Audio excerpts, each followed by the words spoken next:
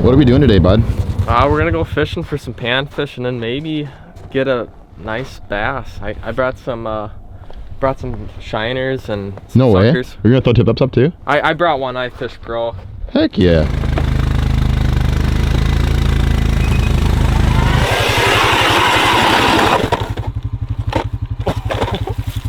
That's not a lot of ice, bud. That's smooth. How is there not much ice in this lake? I don't know. Dude, so not cool. Seems like there's more there. A little bit more? Yeah, I mean, I bet you we're between 4 and 5 inches. Yeah. So I think we're probably still all right. Yeah. I mean, for sure to walk on the question. The thing is, this is not a big ATV. It's tiny. Yeah, exactly. And so, you're like, not like Baja and Tour going. No, exactly. So I think we just keep our keep going slow. Awesome with the quick snapshot. Appreciate it, buddy. Let this guy go. If you look at an 8-inch hole, I don't know. She's just tall. So if I go his nose, I bet she's about 9, maybe a smidge over 9, but heck of a pumpkin seed. Maybe even one of my. I mean, I don't know. I haven't caught a lot of big pumpkin seeds, but they don't get as big, right? I mean, like. I think the state record's like 10.5 inches a minute. Yeah, so they're not all that big to begin with. There's still fish down there. Pretty much sun up the morning. I know it was kind of jumping around, but me and Austin probably drilled 30 holes, which a lot of you are like, yeah, but do you have livescope? Well, we pretty much canceled out like half of this lake where there's just no fish roaming around. I mean, if there was, there were little marks, they were small. Now again, when you hit the vegetation line and inwards towards shore, the livescope can't see through that, so we don't really know that either. But for main part, we're looking for bigger roaming basin fish, at least even on the outside of the basin, like that one. The first fish we dropped on this school, that was the fish. So that's just kind of our update. We're gonna keep going after it, take a few pictures, do our thing, hopefully get a couple fish on film. And then if they move, we can't find them, or they're still down here. If they move, then we just move on to the next spot and do the whole thing over again. Before I could even get my camera down or turned off or anything, Austin's already hooked up. A good one, dude? Oh, bad one. That's a good bluegill. Yeah. I mean, that's like, again, for 1 for Metro, 2 for like second fish of the day. Right. Look at the color. See, I'd rather catch that fish, like the color wise and such, than a lot of like pumpkin seeds or like, I mean, that's just a really good specimen of a bluegill. Mm-hmm. Woo-hoo-hoo-hoo. Think I would do so? Sure. Be a bluegill. Oh, it is a bass. It's a bass. That would have been cool though. Yeah. We haven't found the school that we like want to sit up on and be like, yep, that's the freaking dealio. So keep moving. Continuing to be in search mode. Austin's popping a couple holes.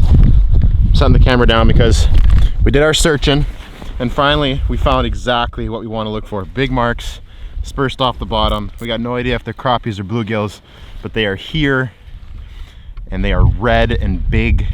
These are the best marks you've seen all day on the livescope, no doubt. So this hopefully, and it's a good group. I bet you there's 50 fish in this group. In the 20-30 foot area, and they're coming up screaming, dude. Look at this. Good night. Oh, just right out from his mouth, dude. There's so many fish down there right now. Oh, I just missed it again. How am I dude? There's like 30 fish in there, and I missed twice. Oh my gosh, dude. I can't. Oh yeah, nice black crappie too. Boom stick. There you go. Oh, it is a bluegill. Told you. I got a crappie. You got a. Yeah, dude. Got a bluegill over here. Crappie over there. Freaking A, dude. All right, well, again, hopefully they get bigger and bigger and bigger, but we are definitely on the school. He goes back in, and now they moved. So what do? Just look at the livescope and see exactly where they are. Where they at, bud? 40 feet out. 40? They moved that much? No way, really? 30, all right. 30 feet out. Here we go. So as long as we continue to keep moving. I'm stacked. You're stacked there? Yeah. Yeah. As long as we continue to keep moving on top of these fish, this is a big enough school that we could catch fish for an hour or two. That could Same thing. I had that one bowed up, but just didn't eat the whole way. Meanwhile, Austin over here is putting on a freaking clinic. There's one. Double. Ooh, little double action. This one's not very big. Okay. Just a crappie. That one was a bigger mark on the bottom. This might be a little bit better fish. I don't know, maybe not. Yeah, just a little bluegill. It's interesting how like a bluegill right off the bat, he got another one, just crushing him, dude. Another one. This is nuts. Just pure mayhem. Good colors on it. All right, there's too many good fish. I want to keep catching them and we'll keep catching them, but I gotta film at least a little bit of this. Some freaking jacking on them, splashing, sick B-roll. So Jacket's full of ice. jacket's full, yeah, you know we're catching them. Q, sick, montage, footy, Austin just cranking on them. Now.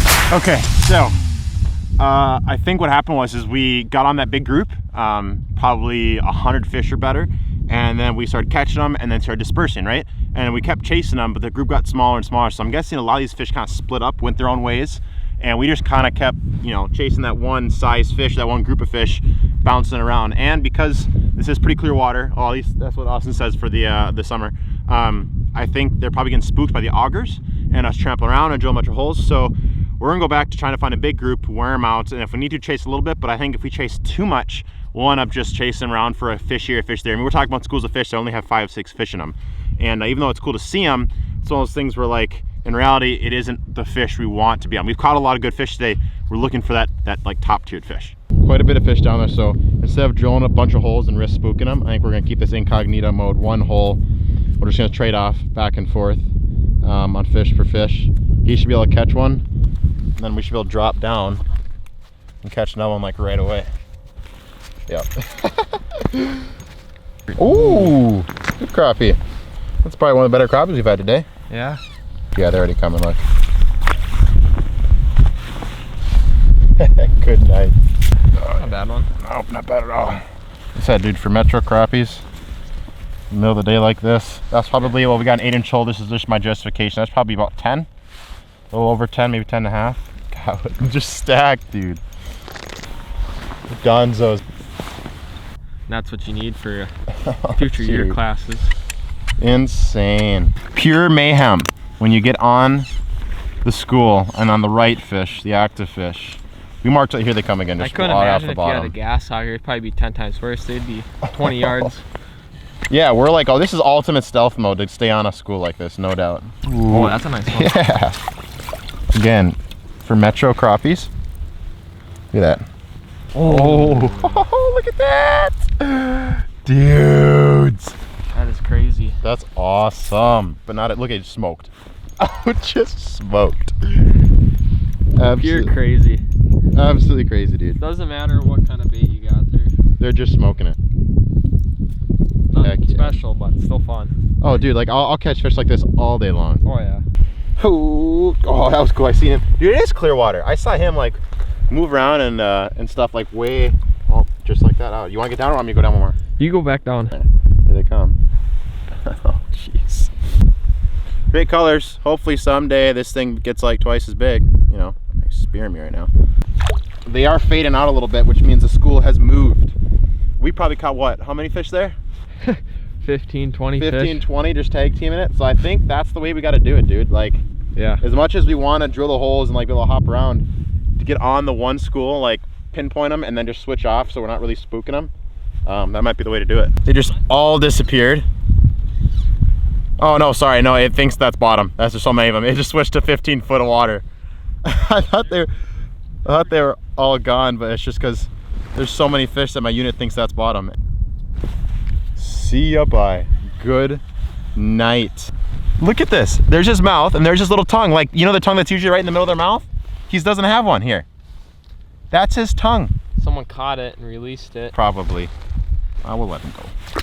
I'm gonna go grab my other rod real quick and see if I can't catch him on a body bait just for fun. Instant, let's go. Crazy. Yeah, Oh, nailed man. it, dude. That is Freaking A. When they hit, like, again, this is just to see if they'd hit it. Like, we could probably, oh, look at that's like a small one too.